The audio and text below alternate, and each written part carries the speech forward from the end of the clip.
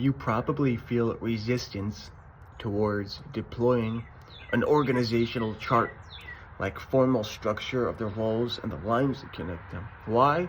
Because you have a vision for your company's future, where the culture's laid back, the culture's like a family, it's tight-knit. Anyone can come to anyone and collaborate. You know that's part of the magic.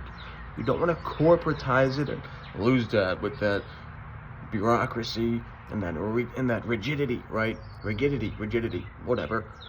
Point is, I'm here to tell you that's a catch-22.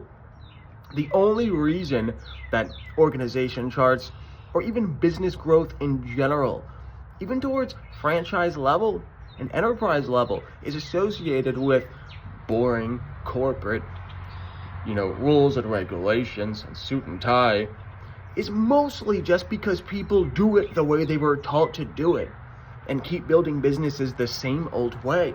Let me give you just one example of how it could be totally different.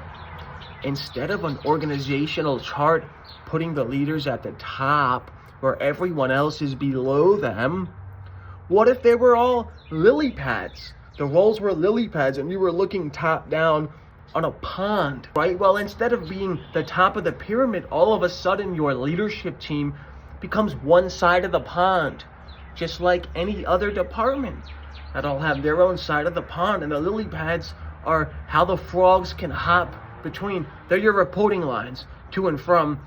Point is, does it feel corporate and boring to identify as a frog to you?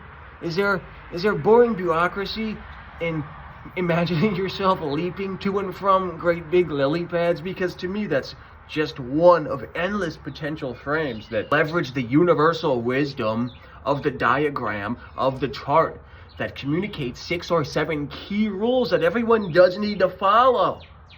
But it doesn't have to be about top down. You don't even have to call your leadership team leadership, right? There's ways to leverage the magic of the universal wisdom without needing to just copy culture for the sake of it. Keep this in mind when you're deploying our frameworks.